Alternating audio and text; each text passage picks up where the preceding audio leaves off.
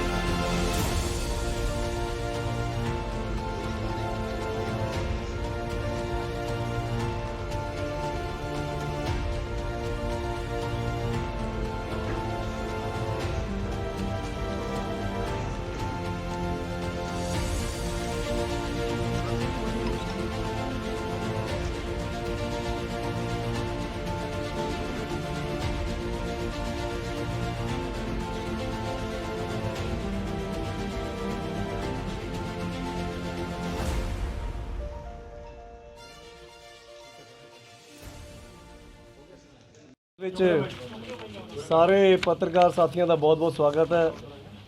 ਇਸ ਪੀਸੀ ਵਿੱਚ ਸਾਡੇ ਸਭ ਦੇ ਪਿਆਰੇ ਦਿੱਲੀ ਦੇ ਉਪ ਮੁੱਖ ਮੰਤਰੀ, ਦਿੱਲੀ ਦੇ ਸਿੱਖਿਆ ਮੰਤਰੀ, ਜਿਨ੍ਹਾਂ ਨੇ ਸਿੱਖਿਆ ਦੇ ਖੇਤਰ ਵਿੱਚ ਨਾਮੁਮਕਿਨ ਨੂੰ ਮੁਮਕਿਨ ਕਰਕੇ ਵਿਖਾਇਆ, ਉਹ ਸਾਡੇ ਵਿੱਚ ਉਚੇਚੇ ਤੌਰ ਤੇ ਮੌਜੂਦ ਨੇ।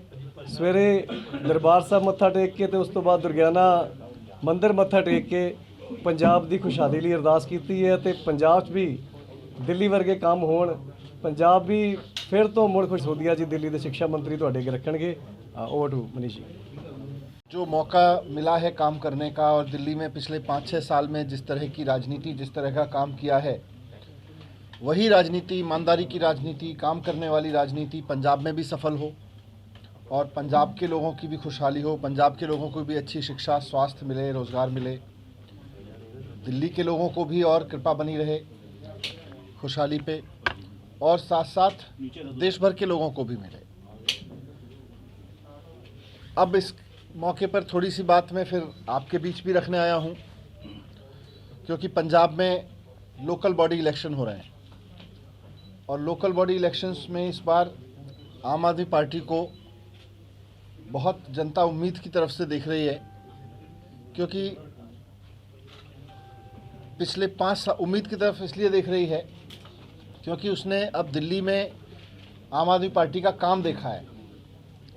आज ये जो लोकल बॉडी इलेक्शन हो रहे हैं, मैं पंजाब के जहाँ जहाँ लोकल बॉडी इलेक्शन हो रहे हैं वहाँ के वोटर्स से आप सबके माध्यम से अपील करना चाहता हूँ कि आपने कांग्रेस को देख लिया, अकाली बीजेपी को देख लिया, एक बार अरविंद केजरीवाल जी की राजनीति को मौका ज़रूर दें। और मेरी गारंटी है, मेरा दावा है कि एक बार अरविंद केजरीवाल जी की राजनीति को आप देख लेंगे, उनकी ईमानदार गवर्नेंस को देख लेंगे, अरविंद केजरीवाल जी की राजनीति की ईमानदार सरकार को देख लेंगे, ईमानदार राजनीति को देख लेंगे, तो उसके बाद कांग्रेस, बीजेपी, अकाली सबको भूल जाएंगे, फिर उनकी ज़रूरत ही नहीं पड़ेगी।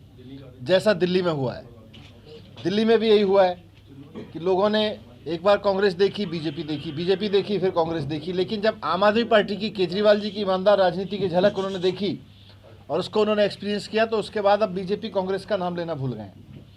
वैसे ही यहाँ भी होगा, इसलिए ये लोकल बॉडी इलेक्शन एक अवसर है। मैं पंजाब के वोटर्स से अपील करना चाहता हूँ कि केजरीवाल जी की राजनीति को, केजरीवाल जी की ईमानदार राजनीति को, उनकी जो सरकार चलाने की राजनीति है, उनकी सिस्टम को चलाने की जो राजनीति है, जिसमें शिक्षा, स्वास्थ्य, बिजली, पानी, सफाई, रोज़गार, इन सब पे बात होती है, इसको एक मौका ज़रूर दें। और मौका इसलिए दें क्योंकि 5 साल में केजरीवाल जी को अभी दिल्ली में 5-6 साल मौका मिला है। 6 साल के अंदर अंदर केजरीवाल जी ने दिल्ली में वो काम कर दिए जिनको कभी कोई सोचता था कि हो ही नहीं सकते। हमारे देश में ये धारणा बन गई थी कि प्राइवेट स्कूल तो हर साल फीस बढ़ाएंगे ही बढ़ाएंगे, लेकिन दिल्ली ऐसा मॉडल बन गया जहां पिछले 5 साल में 6 साल में प्राइवेट स्कूलों की फीस नहीं बढ़ने दी। जिसके पास भी पैसा था उसको फीस नहीं बढ़ाने दी। लोग मानने लगे थे जी सरकारी स्कूल तो कभी ठीक हो ही नहीं सकते, सरकारी स्कूल तो बंद ही होंगे, सरकारी स्कूलों की जगह तो प्राइवेट स्कूल ले लेंगे और सरकारी स्कूलों में पढ़ाई हो ही नहीं सकती। आज दिल्ली के सरकारी स्कूलों में इतनी शानदार पढ़ाई हो रही है कि वहाँ से निकल के बिना कोचिंग के बच्चे IIT जा रहे हैं, नीट क्लियर कर रहे हैं। हमारे ऐसे स्कूल हो गए हैं सरकारी दिल्ली में जहाँ 80 बच्चों में से 35 ने नीट का एग्ज़ाम क्रॉस किया। तो आज असंभव को संभव करके दिखाया केजरीवाल जी ने। उसकी शिक्षा की चर्चा पूरे देश में नहीं दुनिया भर में हो रही है। यही स्वास्थ्य का मॉडल है, देश नहीं दुनिया भर से लोग देखने आ रहे हैं कि यार ये प्राइमरी हेल्थ सेंटर कैसे काम करता है। लोग इस बात को लेकर खुश हैं कि साहब दिल्ली जैसे राज्य में जहां लोग इन्वर्टर लगाने के लिए मजबूर होते थे, मार्केट में इन्वर्टर भरे रहते थे, आज 24 घंटे बिजली मिल रही है। लोग इन्वर्टर भूल गए और 24 घंटे जब बिजली मिल रही है तो 70-75% लोगों के बिल हर महीने ज़ीरो आते हैं, लोगों के पानी के बिल ज़ीरो आते हैं। दिल्ली में महिलाओं को, सारी महिलाओं को अक्रॉस इकोनॉमिक सेक्शन बस यात्रा फ्री कर रखी है। तो ये सारी कुछ चीज़ें मैंने आपके सामने इसलिए करी क्योंकि ये केजरीवाल जी की राजनीति है। इसी राजनीति को मैं अपील कर रहा हूँ आपके माध्यम से कि इसको मौका दें पंजाब में, पंजाब के वोटर्स, पंजाब में जो लोकल बॉडी इलेक्शन हो रहे हैं उसमें। और देखिए आप 2 तरह की राजनीति देख रहे हैं। एक राजनीति है जो जनता से टैक्स लेती है, टैक्स तो जनता देती है। आप माचिस खरीदने जाओ बाजार से तो टैक्स मिलता है, आप थोड़ी सी कमाई करो तो टैक्स देना पड़ता है, खाना खाने जाओ तो टैक्स देना पड़ता है, जनता तो टैक्स देती है। अब इसके सामने 2 तरह की राजनीति है वोट से। एक राजनीति यह है कि उस टैक्स के पैसे को चोरी करके लोग अपना बिजनेस करें, अपना घर बढ़ें, अपना नोट बैंक बढ़ाएं। दूसरी राजनीति केजरीवाल जी की राजनीति है जहां इसी टैक्स के पैसे का इस्तेमाल करके मुफ्त शिक्षा, जनता के टैक्स के पैसे का इस्तेमाल करके इतने शानदार अस्पताल बनवा दिए, इतनी बढ़िया बिजली की व्यवस्था हो गई, इतना पानी की व्यवस्था हो गई, महिलाओं के लिए बस फ्री हो गई। तो इसलिए मैं आप सबके माध्यम से यही एक बार फिर से पंजाब के लोगों से अपील करूंगा कि जिस तरह से दिल्ली की जनता ने केजरीवाल जी की राजनीति को मौका दिया तो अब वहाँ उसका बहुत ईमानदार राजनीति का फ़ायदा मिल रहा है।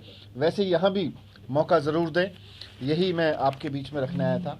बहुत बहुत धन्यवाद। हम जब शहर का नाम लेते हैं, दिल्ली मॉडल, पंजाब मॉडल, वो दिल्ली में भी मॉडल दिल्ली का था 5 साल 7 साल पहले।